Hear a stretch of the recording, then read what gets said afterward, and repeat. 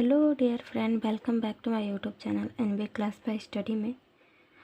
हमारा मैथ का second part है। हमने फर्स्ट पार्ट में संख्या तथा संख्यांक और रोमन नंबर, और उसमें रोमन नंबर में कैसे बनाते हैं, रोमन नंबर कैसे लिखते हैं, हमने ये भी सीखा था फर्स्ट पार्ट में। आज हमारा सेकंड पार्ट है। हम इसमें सीखेंगे अंकों का ज्ञान तथा शून्य का आविष्कार कैसे हुआ और स्थानीय मान सीखेंगे। ये हमारा तीनों टॉपिक होगा जो हम समझेंगे कि ये कैसे होता है। चलिए स्टार्ट करते हैं हम। मानव को अपनी वस्तुओं को गिनने और वस्तुओं की संख्या को लिखने या लिपिबद्ध करने की आवश्यकता पड़ी। इस कार्य में हाथ की उंगलियों की महत्वपूर्ण भूमिका रही।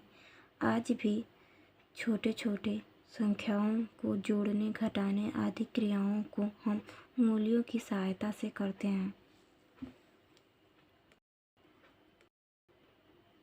कहने का मतलब है कि अंकों का ज्ञान वस्तुओं के गिनने के लिए हुआ, जैसे हिसाब किताब, लेन देन की आवश्यकता पड़ी। मानव ने सबसे पहले अपनी हाथ की उंगलियों की सहायता से गिनना सीखा। हाथ की 10 उंगलियों की सहायता से 10 तक की गिनती हो सकती थी, कि जैसे 5 है और 5 है तो 10 तक गिन सकते थे। फिर पैरों की उंगलियों को भी लेकर 20 तक गिन सकते थे मनुष्य। वैसे ही वस्तुओं की संख्या अधिक होने लगी तो धीरे धीरे उन्होंने 100 तक अपना गिनती आरंभ कर दिया। 100 तक बनाने लगे। अपनी वस्तुओं अधिक होने पर 100 तक गिनती बना लिए। कहने का मतलब यही है,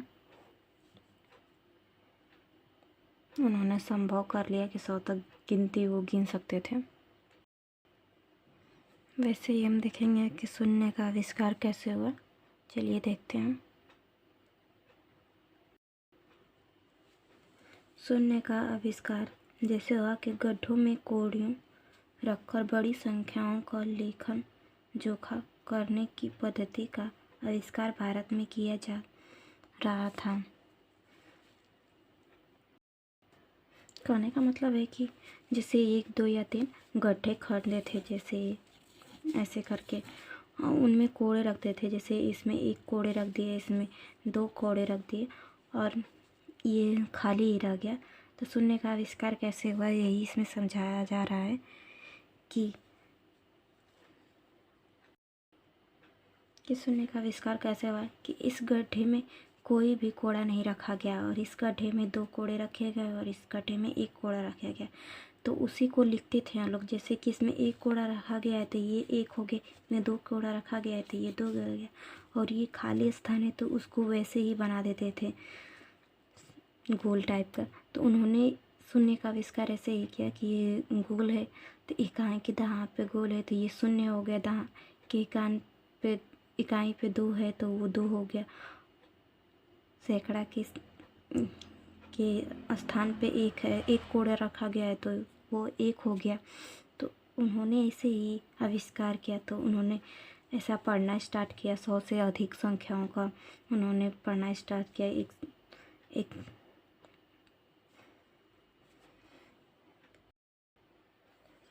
वैसे ही दूसरे गड्ढे बनाना उन्होंने स्टार्ट किया। जैसे इसमें 2 कोड़े रख दिए, ये खाली ही रह गया, इसमें 4 कोड़े रख दिए। तो उन्होंने लिखना स्टार्ट किया गड्ढे बनाकर, उसमें कोड़े रखकर। जैसे कि ये 2 हो गया, ये खाली है तो उसको ऐसे ही उतारने लगे शून्यमती। अब ऐसे इसमें 4 हो गया तो ऐसे ही पढ़ने लगे 204 इकाई की दहाई पे 4, दहाई की जगह पे खाली तो उसको शून्य या 0, सैकड़ा की जगह 2 तो ऐसे 2। तो उन्होंने ऐसे ही लिखना स्टार्ट किया कि शून्य कैसे होगा। इसको ऐसे भी लिखते थे कि जैसे ये 2 हो गया और ये दोनों खाली भी हो सकता है तो इसको ऐसे लिखते थे, प्लस ये 0 ही है तो इसको रहने देते थे, और प्लस ये 4 है तो इसको ऐसे भी लिखते थे। कहने का मतलब ये ओवरऑल यही है कि जहाँ भी खाली स्थान दिखता था उनका मतलब यही था कोड़े नहीं रखने का या कहीं भी। तो ये आप हमेशा याद रखिएगा कि शून्य का आविष्कार भारत में ही हुआ है। तो इस भारतीयों ने हमेशा जब कोड़े रखा, जहाँ कोड़े नहीं रखा वहाँ शून्य, वैसे ही गड्ढे जैसा अपना उतारने लगे तो वो शून्य का आविष्कार हुआ। जैसे हमने आपको अभी समझाया कि कोड़े रखे और जहाँ नहीं रखे वहाँ वैसे ही गड्ढे उतारने लगे तो वो शून्य की तरह लिखने लगे। तो जैसे कि फिर आपको समझा देते हैं।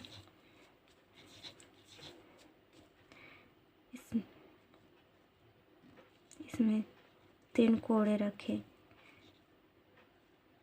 इसमें 2 और इसमें नहीं, तो इसे 3 2 और इसको ऐसे ही उतारने लगे तो ये हो जाएगा 320।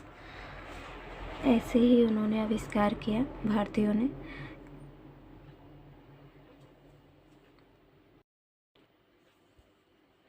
वैसे ही हमारा अगला है अंकों का स्थानीय मान। किसी संख्या में प्रत्येक स्थान के संगत अंक का मान अलग अलग होता है। इसे अंक का स्थानीय मान कहते हैं। जैसे कि कोई संख्या लिख देते हैं 3 4 7 7। इनमें दोनों 7 का मतलब इन दोनों का स्थानीय मान हमें बताना हो तो हम कैसे बता सकते हैं। जैसे कि हम इसे अलग अलग भी लिख सकते हैं। ऐसे इस 3 है, उसके बाद जितनी संख्या हो सकती है 1 2 3, तो इसको 3 0 लिख सकते हैं, तभी तो ये 3000 होगा। वैसे ही यहाँ पे भी लिख सकते हैं 4, इसके बाद 2 संख्या है तो 2 0 लिख देंगे, तो ये हमारा 400 हो जाएगा।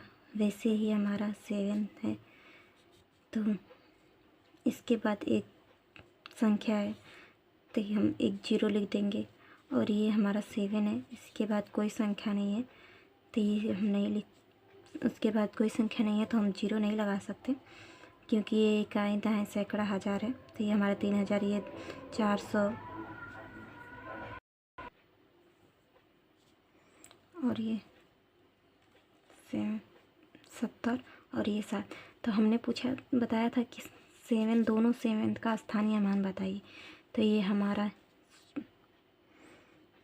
पहला हो जाएगा 70 और दूसरा हो जाएगा 7। ये हमारा जिस स्थान पे होगा, ठीक है, उस स्थान को देखेंगे कितना है। 7 हमारा 7 है, उसके बाद 2 1 0 एक असंख्या है तो हम एक संख्या लिखेंगे, और एक है 7।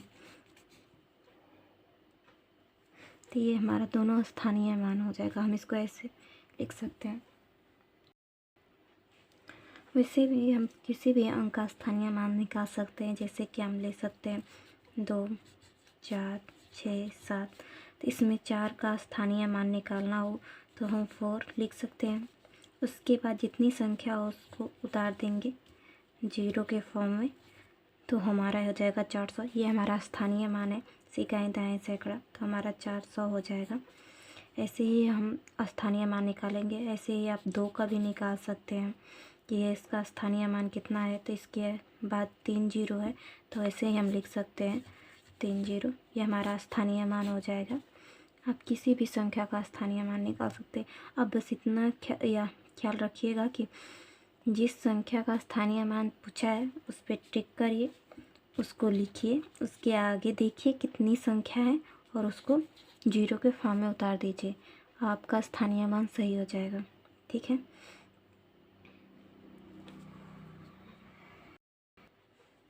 अब कितनाओं से बड़ी संख्या या छोटी से छोटी संख्या हो आप उसका स्थानीय मान निकाल सकते हैं।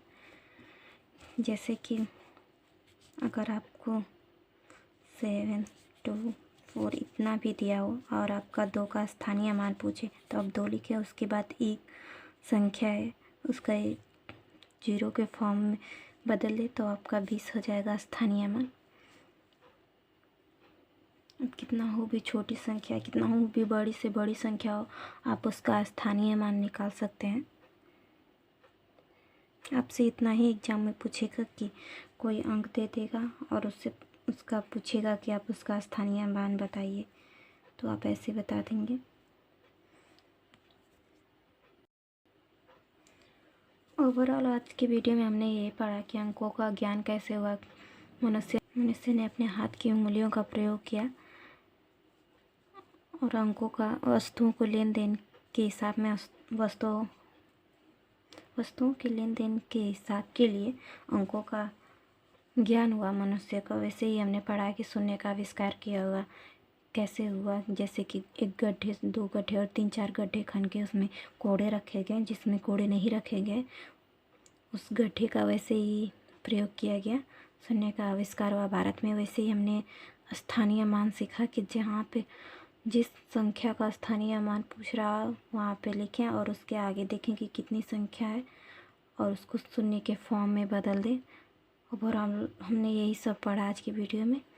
अगर आपको वीडियो अच्छी लगी हो तो लाइक करें, शेयर करें, सब्सक्राइब करें। Thank you for watching my video.